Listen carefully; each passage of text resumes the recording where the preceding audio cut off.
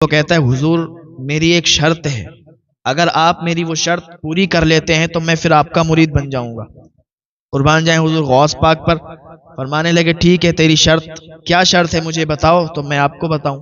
کہنے لگا حضور میری عادت ہے کہ میں چوری کرتا ہوں تو آپ کا مرید ہونے کے بعد بھی چوری کرتا رہوں گا، چوری نہیں چھوڑ سکتا۔ آپ نماز کے لیے کہیں نماز پڑھ لوں گا، آپ جس چیز کا حکم دیں میں وہ پوری کر لوں گا، لیکن چوری نہیں چھوڑ سکتا۔ حضور غوث پاک فرماتے تو پھر میں تجھے مرید کیوں بناؤں گا، میں تجھے مرید نہیں بناؤں گا۔ وہ کہنے لگا حضور آپ کو آپ کی والدہ کا واسطہ ہے۔ حضور غوث پاک نے جب اتنا سنا کہ اس نے والدہ کا واسطہ دیا تو حضور غوث پاک رضی اللہ تعالیٰ عنہ والدہ سے بڑی محبت فرمانے والے، حضور غوث پاک فرمانے لگے تو نے میری والدہ کا واسطہ دیا ہے، میں تبھی تجھے مرید بنا رہا ہوں، ورنہ میں تجھے مرید نہیں بناتا، لیکن میری بھی ایک شرط ہے، میں نے تیری شرطوں کو مان لیا، تجھے مرید بھی بنانے کے لیے تیار ہو گیا ہوں، لیکن میری ایک شرط ہے۔ وہ کہنے لگا حضور آپ کی جو بھی شرط ہے میں اس کو مانوں گا۔ حضور غوث پاک نے فرمایا ٹھیک ہے میری شرط یہ ہے کہ جیسے ہی اذان کا ٹائم ہو جائے بس کھڑے ہو کے اذان پڑھنے شروع کر دینا، تو جہاں بھی ہو، بازار میں ہو، گھر میں ہو، رشتہ داری میں ہو، کہیں بھی ہو، جب اذان کا ٹائم آ جائے تو اذان پڑھنے کے لیے کھڑا ہو جانا۔ اس نے کہا حضور اتنی سی بات ہے، میں تو اس کو میں تو سوچ رہا تھا کہ آپ کی بڑی لمبی چوڑی شرط ہوگی کوئی جو میں کر نہیں پاؤں گا، لیکن یہ تو بہت آسان ہے، آپ نے فرما دیا بس ہو گیا، میں آپ کی اس شرط کو کرنے کے لیے راضی ہوں، بس مجھے مرید بنا لیجیے۔ حضور غوث پاک رضی اللہ تعالیٰ عنہ نے اسے مرید بنا لیا، اب وہ حضور غوث پاک کا مرید ہو گیا۔ اب اس کا کام تو چوری کا تھا نا، گھر چلا گیا، تھوڑے دن گھر پہ رکا، اب جب پیسوں سے لالے پڑ گئے، پیسے ختم ہو گئے، گھر میں فاقے ہونے لگے، تو پھر بیوی کہنے لگی کہ ایسا ہے آپ کچھ کام دھندا تو کرتے نہیں ہو، حضور غوث پاک کے مرید ہو کے آئے ہو، کچھ کام دھندا کر لو۔ تو اس نے کہا تجھے پتا نہیں ہے میں نے حضور غوث پاک سے یہ شرط رکھی ہے کہ میں چوری نہیں چھوڑ سکتا، اور آپ نے شرط مان بھی لی ہے، میں چوری کر کے لاؤں گا، چوری کر کے لاؤں گا، گھر چلاؤں گا، دیکھ کھانا بھی لاؤں گا، ہر چیز لاؤں گا۔ تو بیوی نے کہا ٹھیک ہے جیسی آپ کی مرضی، اگر آپ کی یہ شرط ہے کہ آپ چوری نہیں چھوڑیں گے، چوری کریں گے، تو پھر جائیے اور چوری ہی کر کے لائیے، کیونکہ گھر تو چلانا ہے، بچوں کا پیٹ تو بھرنا ہے، یہ بھرنا تو بھوکے مر جائیں گے نا۔ کہنے لگا ٹھیک ہے صبر کرو، رات ہونے دو۔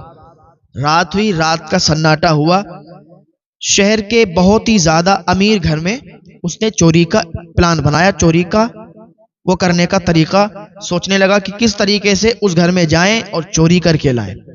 تو اس نے پلان بنایا، ایک ترتیب اس کو سوجی کہ ہم رات کے سمے، رات کے سناٹے میں اس گھر میں جائیں گے، بورا لے کے جائیں گے، اور سارا جو مال ہے، جو سونا ہے، جو وہاں کا جو بھی ان کی دولت ہے، وہ اسی بورے کے اندر بھر کے لے آئیں گے، اس سے ہمارا کام چل جائے گا اور کافی دنوں تک ہم اس سے آرام سے بیٹھ کر کھائیں گے۔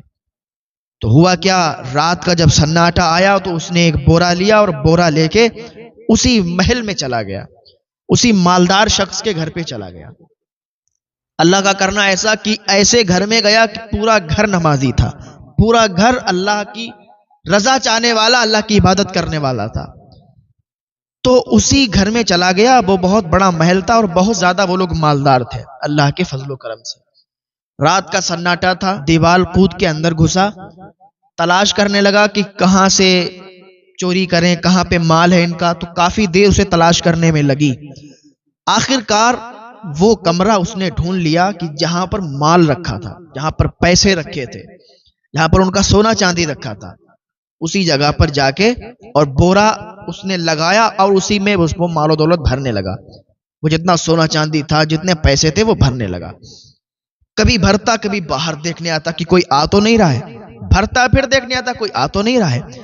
اسی کو کرتے کرتے اسے کیا ہوا کہ اس سے فجر کا ٹائم ہو گیا۔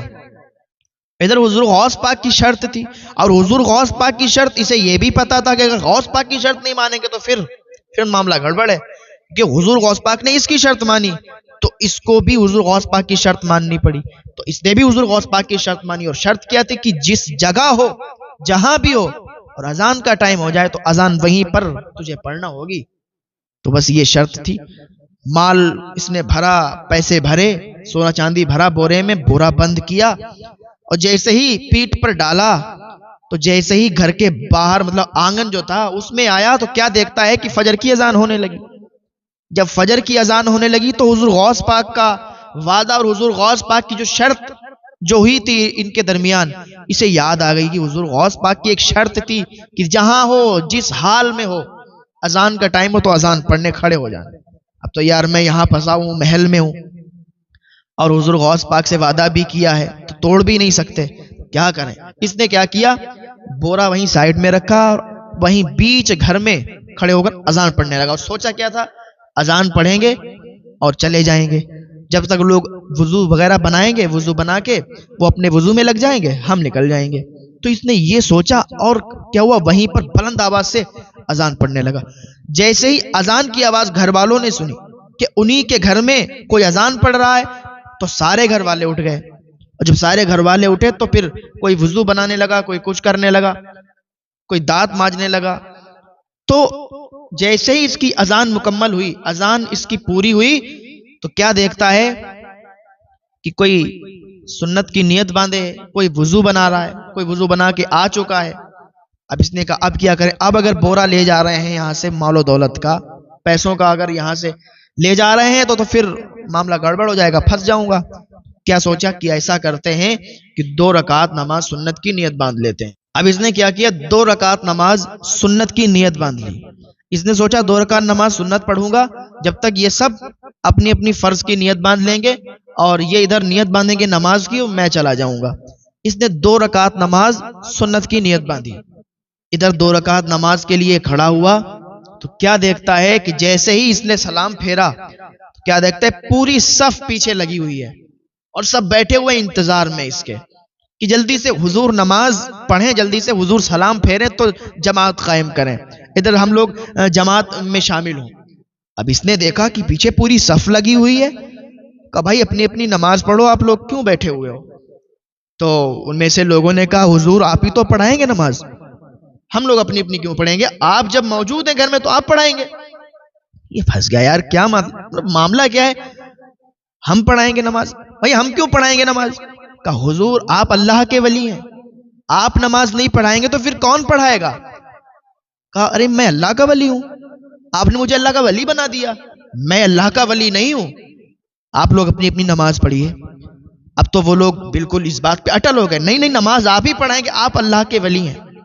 اس نے کہا یار اب کیا کریں, ابھی تو یہی سوچ رہے تھے کہ یہ لوگ اپنی اپنی نماز میں مشغول ہوں گے, ہم بورا اٹھائیں گے نکل جائیں گے. اب تو یہ سب مجھ پر یہ مجھے بلی سمجھنے لگے, مجھ سے نماز پڑھوانے کے لیے کہہ رہے ہیں.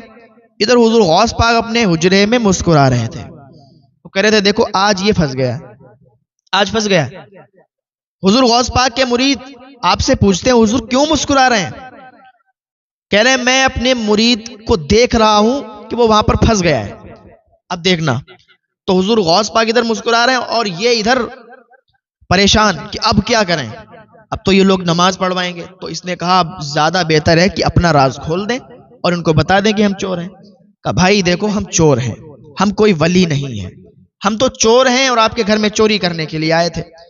کہا چور ہیں, کہا اپنی ولایت پر چوری کا پردہ ڈال رہے ہیں. ارے آپ تو پھر تو اور بڑے اللہ کے ولی ہیں کہ آپ ہم لوگوں سے بچنے کے لیے اپنی ولایت پر چوری کا پردہ ڈال رہے ہیں. کہا دیکھو بھیا ہم چور ہیں اور آپ کے گھر کا جتنا مال و دولت جتنا سونا چاندی تھا ہم نے ایک بورے میں قید کر کے وہ دیکھو وہاں پر رکھا ہوا ہے, وہاں پر رکھا ہے. جب لوگوں نے دیکھا واقعی اس میں مال و دولت سونا چاندی تھا, پیسے تھے, تو لوگوں کا یقین اور زیادہ ہو گیا اور لوگ نعرے لگانے لگے کہ دیکھو دیکھو یہ کتنے بڑے اللہ کے ولی ہیں, انہوں نے ایک پل میں ایک منٹ میں ہمارے گھر کا سارا مال سارا پیسہ ایک بورے میں قید کر کے اور اپنی ولایت پر چوری کا پردہ ڈالنے کے لیے وہاں پر رکھ دیا ہے. اب اس نے سوچا کہ یہاں پر تو بہت الگ معاملہ ہے, اب کیا کریں. اس نے کہا ٹھیک ہے تکبیر پڑھو, تکبیر پڑھی گئی. اب اس نے کیا کیا, 2 رکعت نماز فرض کی نیت باندھی, نیت باندھی, سلام پھیرا. اور جیسے ہی سلام پھیرا تو کیا دیکھتے ہیں کہ جتنے لوگ پیچھے نماز پڑھ رہے تھے سب اس کے قدموں پہ آ کے گر گئے, سب اس کے قدموں پہ آ گئے.